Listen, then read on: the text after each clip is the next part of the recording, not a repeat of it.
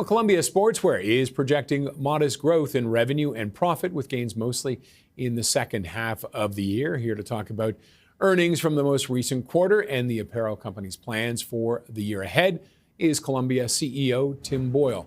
Tim, thank you very much for joining us today. I'm glad you invited me. Thank you very much. We appreciate it. How would you sum up the last quarter from your position as CEO? Well, it was better than what we had planned. It wasn't as good as we wanted, and it wasn't as good as prior quarters, the comparative quarter from the prior year. But, we're solid, and we've got a great balance sheet, and we've got great plans to go forward and continue to grow the business.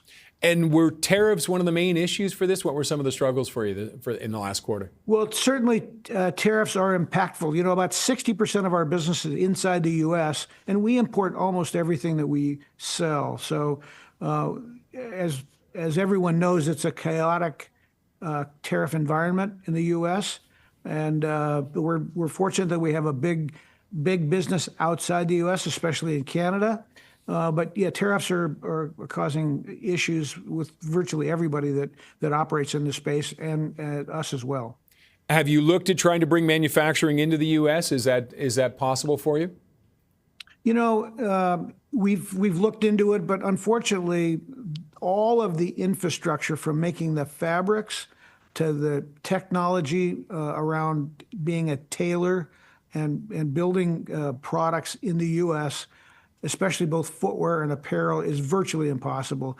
The factories we work with that manufacture footwear, as an example, in Asia, have about 100,000 employees, and there's no way you could gather people in the U.S. to work in this kind of a business, making apparel and footwear. So it's literally impossible. So what do you expect then for the next little while? Because I was just saying, over the last 4 years, you had steady growth for years. The last 4 years since the pandemic, as you mentioned, has been a bit of a struggle. How do you break through that? Well, for us, it's all about product. So we're very good at manufacturing product and designing products which are useful around the world and in great weather conditions, both cold and warm. And we've probably been under-investing in our marketing efforts. So that's an area where we're focusing time and effort and getting ourselves better, more visibility especially to the younger consumers that we're looking for. And what kind of a response have you had? You've launched a couple of campaigns, Accelerate Growth and Engineered for Whatever. How are they working? Are you getting a response to those? Those have been very well received. These things don't happen overnight, but they've been very well received. And you probably recognize some of what we call activations that we've done over the last several months, just to be different, to portray ourselves as having a better sense of humor than many of our competitors. Some of our competitors treat their garments so seriously, and we make garments which are certainly capable of keeping you warm or cool, regardless of the temperatures or the environment.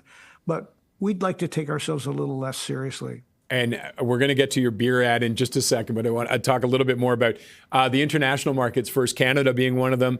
Are you looking, they outperform the U.S., are you looking at continuing to grow those areas? Do you see more opportunities outside of the U.S.? Yeah, our businesses outside of the U.S. are growing more rapidly than the U.S. Obviously, the chaotic tariffs are impactful here in the U.S., and there's great markets around the world that we're starting to recognize that we can have a solid business. And that would include markets in South America, in the Middle East. We have a good business in the Middle East, surprisingly, especially in winter clothing. And we have great business in Europe. And Canada has been a long time market for us. It's quite close to the U.S., and we appreciate the business there. I have to ask, how are you marketing winter clothing in the Middle East? Well, it's interesting when consumers are traveling from the Middle East to Europe for a summer break or whatever, they're so used to being in hot weather that they get chilled easily. So they're buying both base layer underwear to be worn when they're traveling in Europe in the summertime, and jackets. So it's a good business for us, and the brand is well known and well respected there. All right, and it's been, I guess, about 5 months, 4 months. I'm trying to do the math. No, it's only been 3 months since your son Joe became co-president along with Peter Bragdon. How has that transition been, and what has it been like for you to see that? Well, it's been great. You know, both of those people. My son is obviously, we kid around him being at the company since 1980. You know, and he's when he was born. It's a small family business at that time, and so we've grown it together. And Peter's been with us for many, many years. Initially as an outside attorney for the company, and then joined us as general counsel, and he's been with the company a long time. And his responsibilities over time have included not only being the company's attorney, but also managing our international businesses, especially those in the Middle East and South America. Okay, now we're almost out of it, but I want to talk about the bear. I won't say the proper term for it, but the bear beer. We'll leave it at that. How's the response been to that Super Bowl commercial, which I watched, and actually I thought it was hilarious. Well, you know, it's been a lot of fun, and the premise there was, you know, outdoors people. There's a very few times of the year where they're all going to be inside, and that's certainly in the U.S. Super Bowl Sunday. And if they're in their homes watching a television show, a game, they're going to be mostly watching commercials. And the biggest spenders on Super Bowl Sunday are beer commercials. And so we thought, you know, let's make a commercial for beer that nobody else can make.